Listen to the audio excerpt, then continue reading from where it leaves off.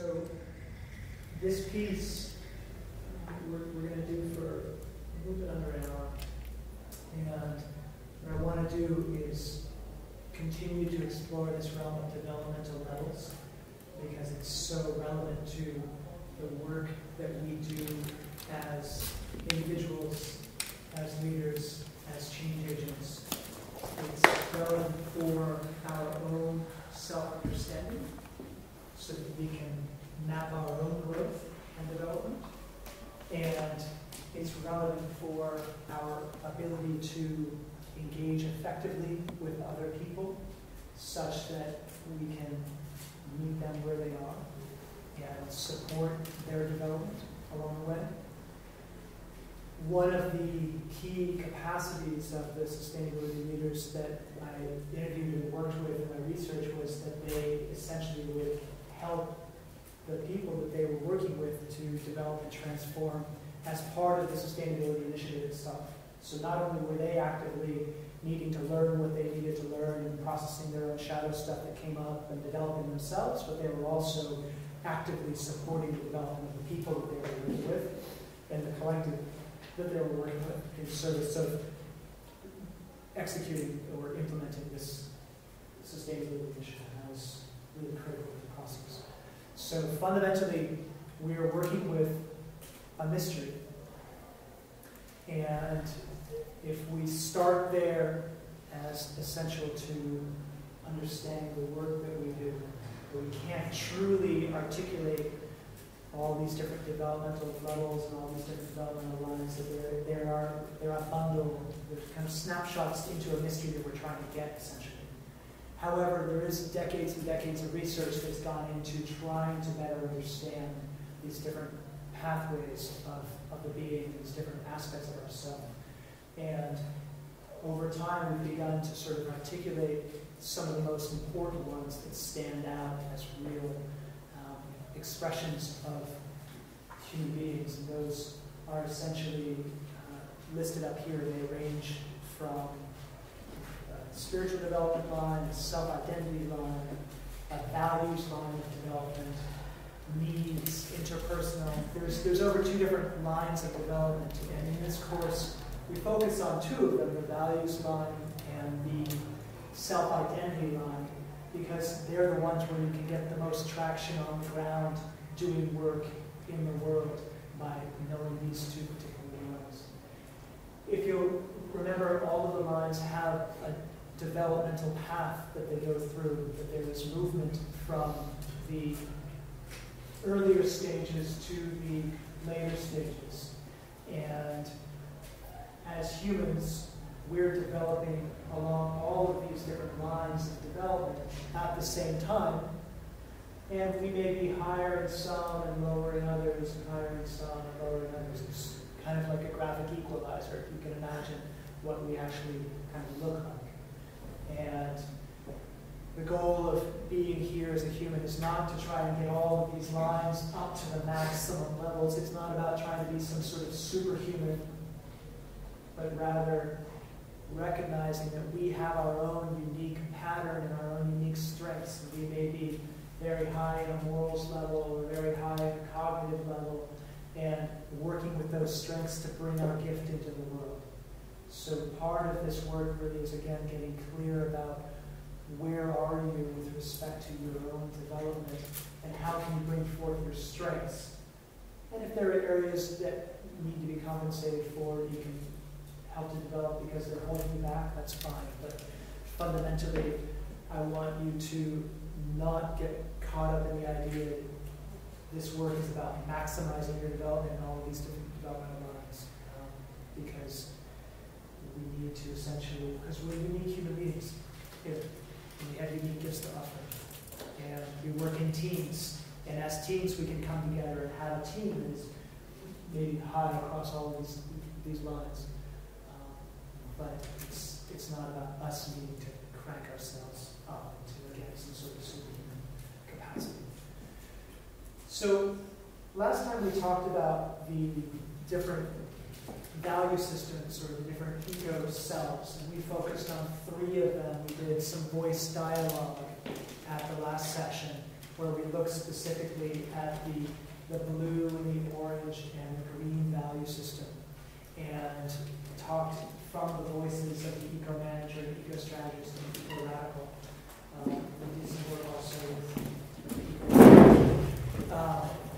and so one of the things which I had wanted to hold out there as a key takeaway from all of this is that really each one of these has its own role in sustainability. Each one of them is of profound service. And the work as we develop is kind of learning to align all of these other value systems, because they don't tend to be able to align themselves very well. And I'll show you a video in just a little bit of misalignment. But what I want to do right now is you were asked coming into this to essentially get clear about what are some of the key, how can you adjust your communications to some of the key stakeholders in the projects that you're working with or in your life, and think about that, and then actually practice tailoring your communication in a way that it resonates with them.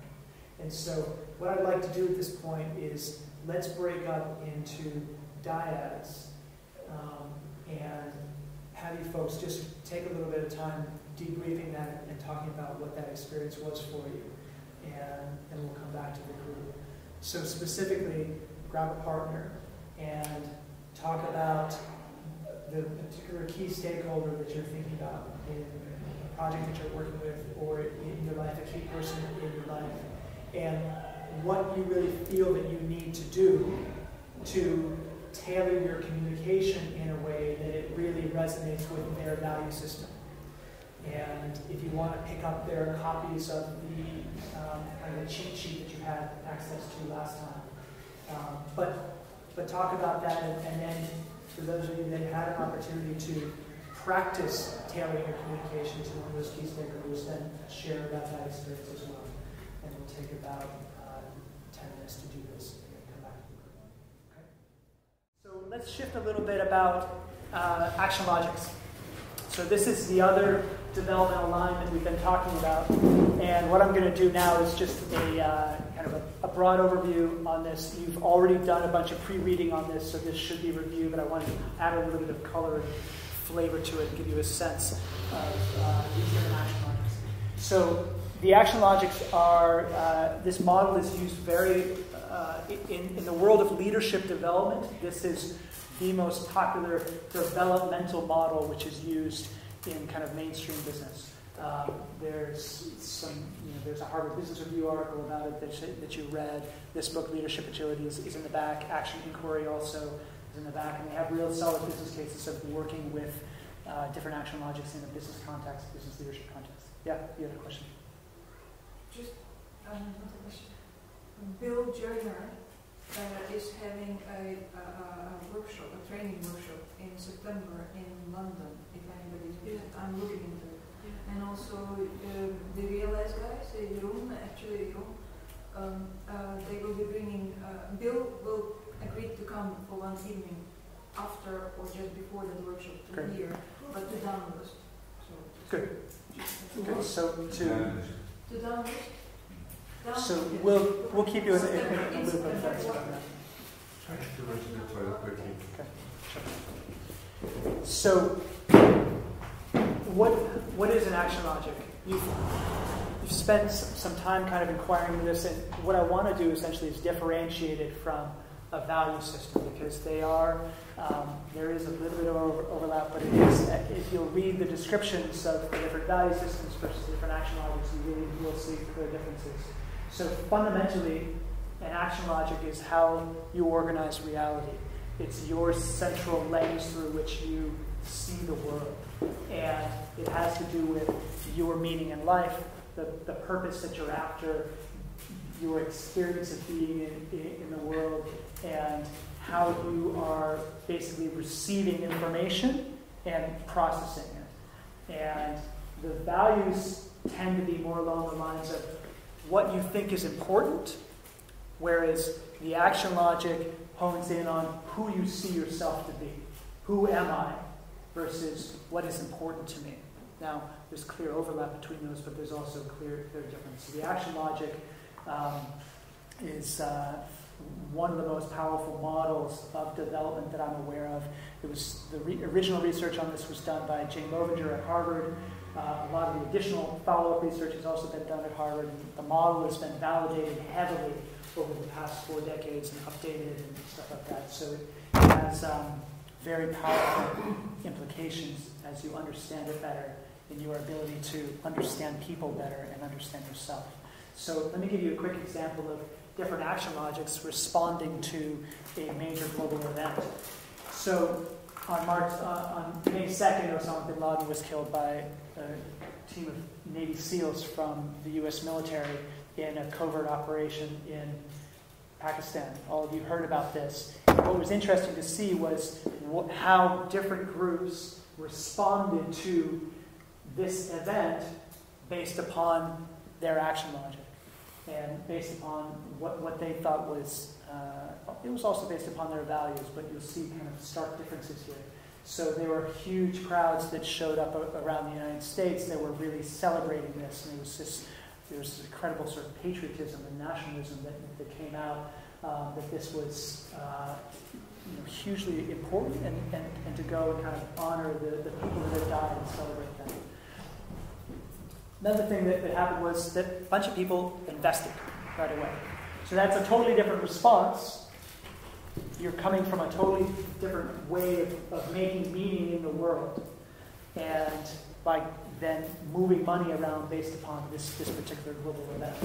And so the stock market went up, and then, interestingly enough, after a few days it went down. So this is after Osama bin Laden was killed. I'm showing different examples of how the world responded from different action logics. So some people invested. Some people actually decided to go kill other people because of this event, right? So the way that they made meaning of this particular event of Osama bin Laden being killed was that it was a threat against their particular tribe, and the right response was to go out and kill other people and show revenge and react, right? And even the Pakistani government came together and did all sorts of kind of legal inquiry and made these diplomatic statements that were condemning the raid as well. So there was this position. Now, it wasn't as, they didn't make meaning of it in a way that was justified them going out and killing people, but they made this sort of large-scale public statement. So what's interesting about it basically is that different action logics will tend to have people responding to the same event in different reasons, because they're simply making meaning in an entirely different way. So we have this path of action logics, and there's this big dividing line in the action logics between the achiever and the individualist. And this is fundamentally the shift from what are called the conventional action logics to the post-conventional action logics. And the real big shift here is from knowledge to wisdom. So it's going from essentially noticing more pieces of the puzzle to really understanding more deeply and seeing the whole system. And it's a shift from trying to figure out more and do more to really seeing within, seeing beneath, seeing what are sort of efficient interventions in how we engage in the world. This is a real big shift from being socially programmed to this self-authoring, or this taking the reins of your own development. And again, it's a shift from conventional to post-conventional ways of making meaning in the world. So you folks have read through these with respect to the articles that I've sent.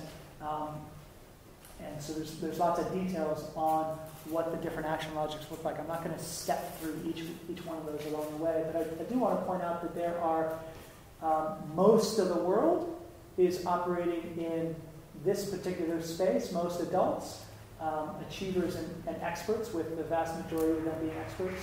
And then there's some earlier action logics, if you remember, the diplomat and the opportunist, that include another 12%, another 5% or so. So it's pretty safe to say that the shift beyond kind of like achiever beyond really opens you up into a whole sort of stratosphere, different stratosphere of humanity, and that you're just making sense from a much more complex way of making meaning.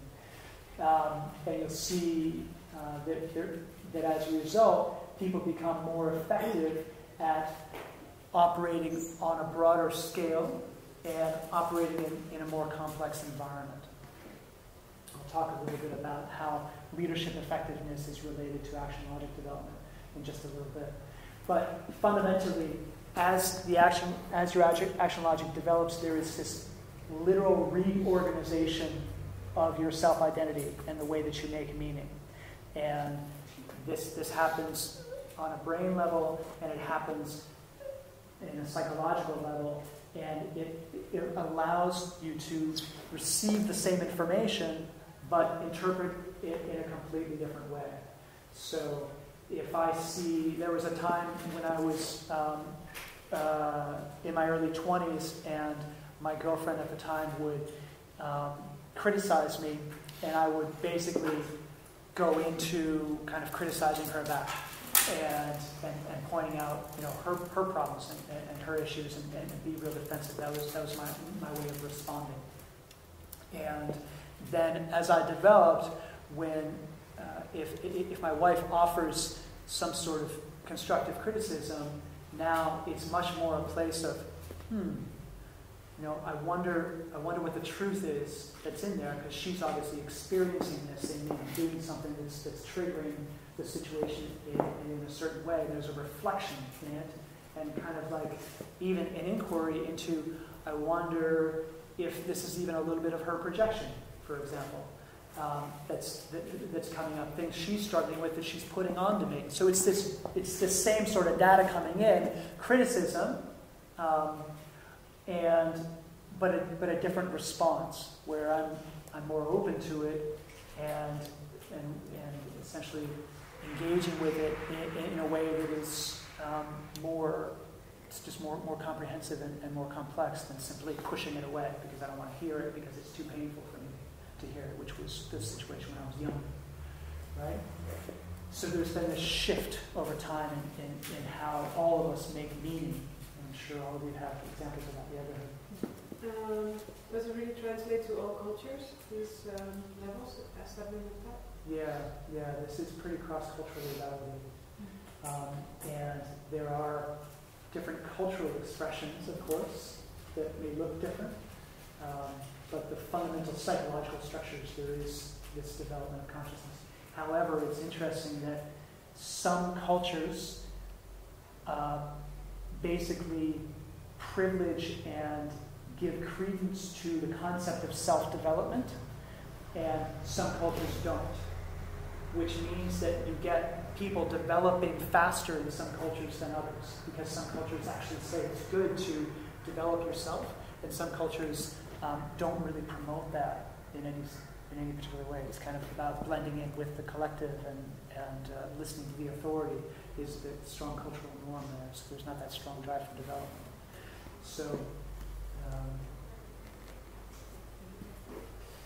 So developing your action logic is essentially like climbing a mountain.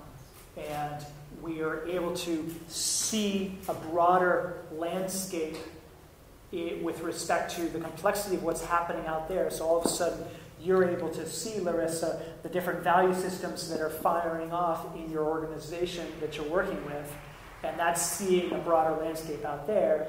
But fundamentally, you can only see that because you're able to see a deeper landscape inside of yourself. And action logic development essentially allows that broader vision to happen. Again, it's like climbing a mountain. And with that greater vista, you're then able to make more wise and timely decisions because you're essentially receiving more information. Now, at a certain point, as we've talked about, the mind gets overwhelmed having too much information coming in, and so it can't rationally figure everything out. And that's where the intuitive intelligence complements and helps us to make effective decisions going forward, is using a rational mind and using the intuition concurrently in service of making decisions. So The later action logics have been tied to leadership effectiveness. There's plenty of literature out there. I'm happy to show it to you.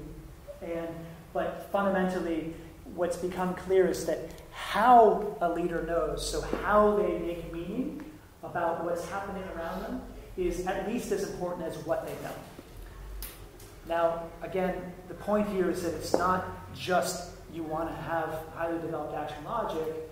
You also need to know your stuff, right? You need to be a content expert in sustainability in order to have some sort of credence when you're speaking to your board.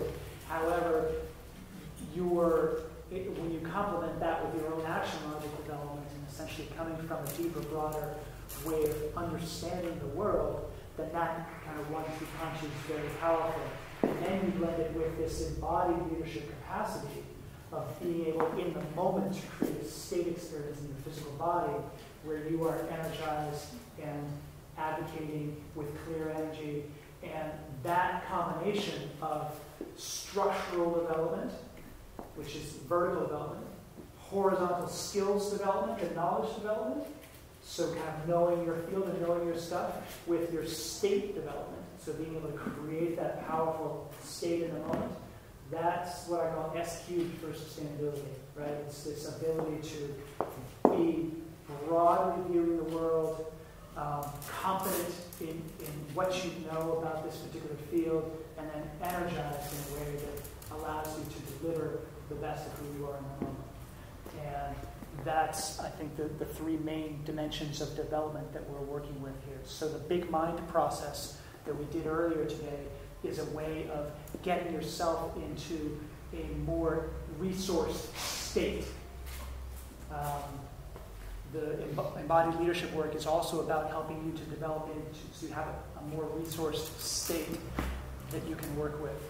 The big mind process was also intended to give you a sense of what it's like to operate from one of the latest action logics, because at Alchemist and Ironist, you're basically accessing these witness experiencing on a regular basis, that there's this deep sort of big mind is very present essentially all the time. It's this background consciousness. And so that just comes more and more and more online, and by meditating, by doing big mind practices, you can essentially continue to develop that capacity. So here's some examples of the different capacities that come on board as action logic develops. There's increased cognitive functioning. You basically you're able to make more connections, and then deeper awareness internally. And as Hubertine, you're able to see more inside of yourself. That gives you this lens into being able to see more inside of other people. We can only see that which we are.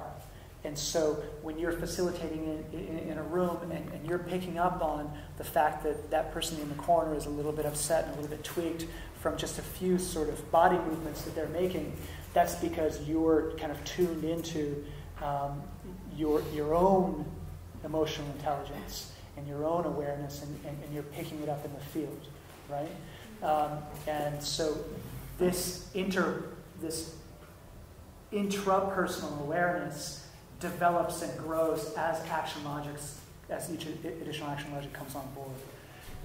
And it leads to increasingly active empathy and understanding your own emotions better. So a big capacity that also comes on board as action logics develop is the ability to take perspectives, where literally you're just, you're able to take the perspective of the activist NGO that is committed to taking down the system and shutting down the UN because it's failing, right? And you can hold that space and understand that perspective, just like what Anouk was teaching us today, and sitting there and going, okay, I can rest in that space. I can see where they're coming from. That makes sense. Doesn't mean that's where you act from, but you're able to embody that and hold that, and at the same time hold the position of the managing director of the multinational, who essentially needs to ensure that there's profitability and supply chain security and risk mitigation and brand reputation are all taken care of, right? So it's this ability to really rest in those perspectives comes on board also as you develop your action logic. Now, at the later stages of action logic, so at this kind of strategist, alchemist, ironist, all sorts of really interesting and powerful capacities come on board. And they range from being able to take a unitive perspective on reality, where you are literally able to kind of rest as the system that you're working with, or if I'm working with you, and we create this intersubjective space where all of a sudden there is no separation between me and you, and I'm able to rest in that place. It allows me to then engage with you in a way that is much more effective than if I'm just resting in kind of my own ego and kind of thinking about my own thing. And that, again, that allows us to, these capacities emerge that allow us to essentially hold these multiple emotions. So, Jenny, you can be both angry and sad and confused and clear at the same time. And instead of trying to reconcile all that and just come up with one clarity, you can essentially just notice that this is what's happening with me. And it's not about needing to fix it, but just you're observing that I'm complex, right?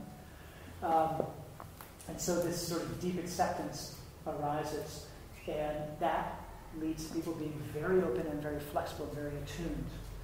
You know, lots of times leadership is about what we do in the moment. We can have great plans, but ultimately, what do we do in the moment, and how do we respond in that meeting to someone who is advocating hard, or clearly is pushing an agenda, or is challenging us in ways that we feel uncomfortable about, or is offering an idea that actually may be transformational, right? Can we be open, flexible, and attuned in that moment, or do we contract into our own self-identity that then keeps us from hearing what they're really saying, or keeps us from coming up with creative solutions? So, and then this whole frequent flow and witness consciousness is also something which really comes on board, and that's again this big mind space of being able to observe and just rest in that as it's arising. So, let me before continuing on, let me stop right there. What sort of questions have come up for you so far, or insights with respect to what I've been talking about that are relevant for your life right now? I'd like to hear from some of you about that with respect to this particular material.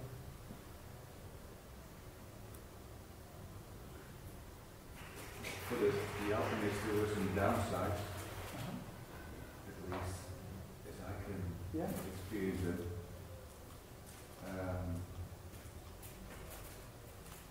There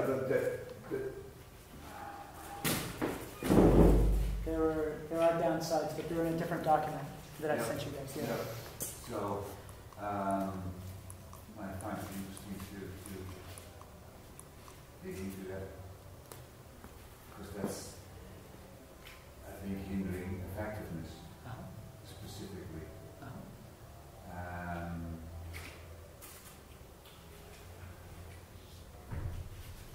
Not being yet familiar with or at ease with having a large radar, being in touch with trends, but not being able to communicate the trends or the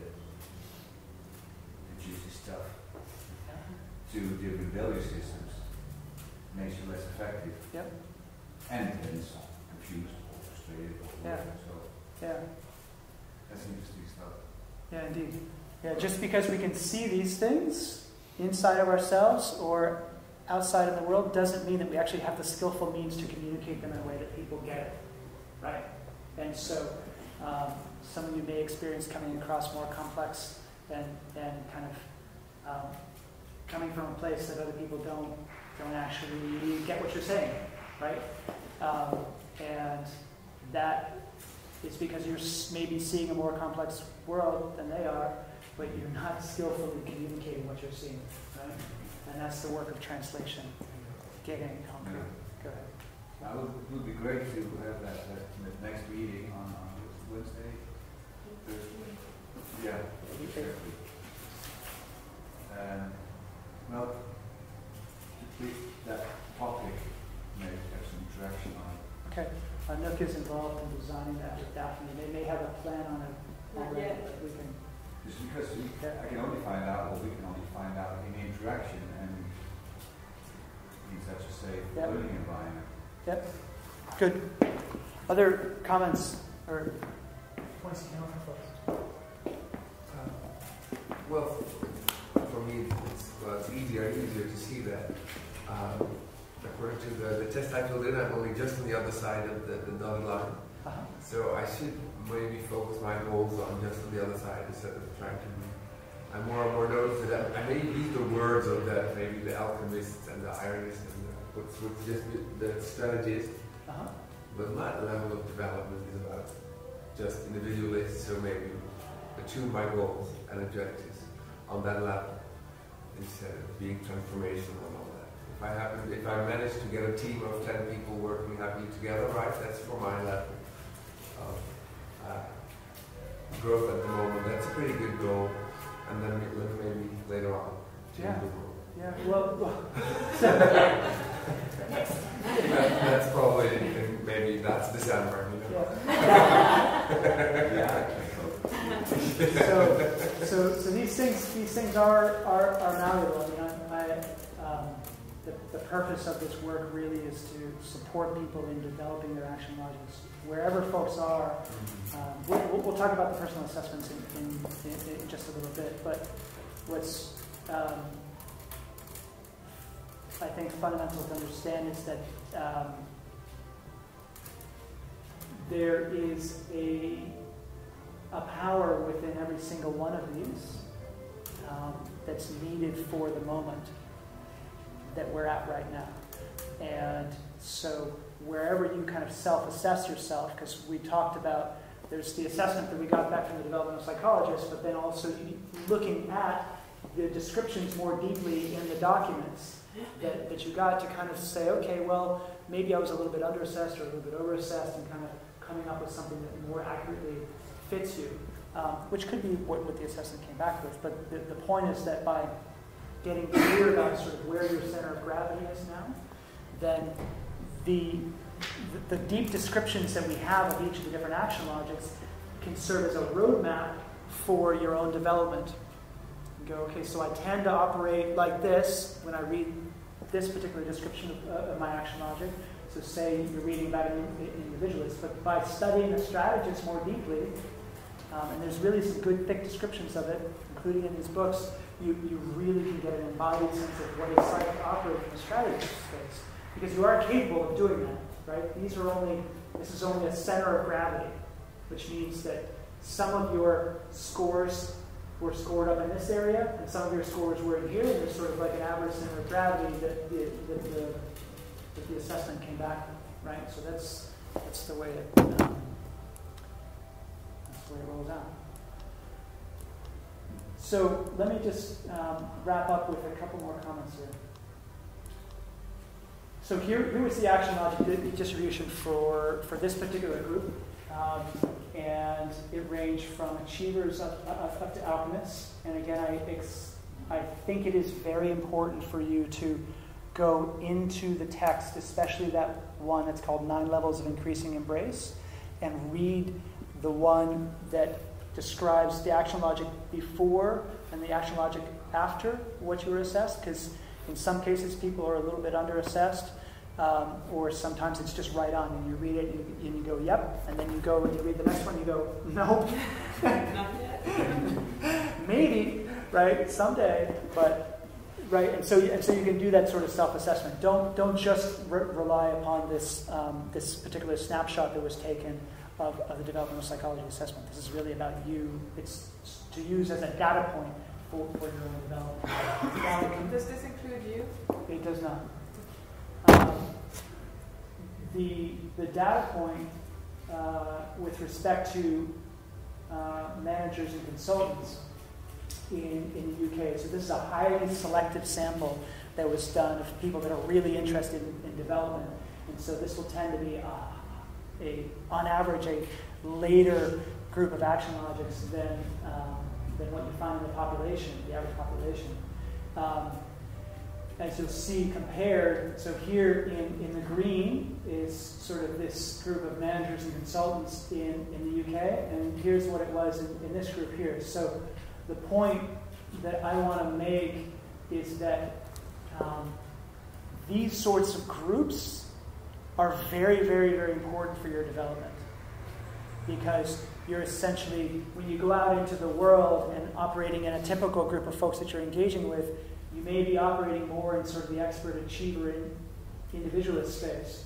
But if you can find groups of people to hang out with on a regular basis that are operating from deeper action logics and can hold you and invite you into a deeper way of understanding yourself and understanding the world, then you're literally being pulled up in your development. Otherwise, there's kind of like a social ceiling that keeps you from going up further because people just don't talk about these sorts of concepts that are more complex about self-knowledge and understanding the world around us in more comprehensive ways. So let me end it there, and we'll take a break right now and shift.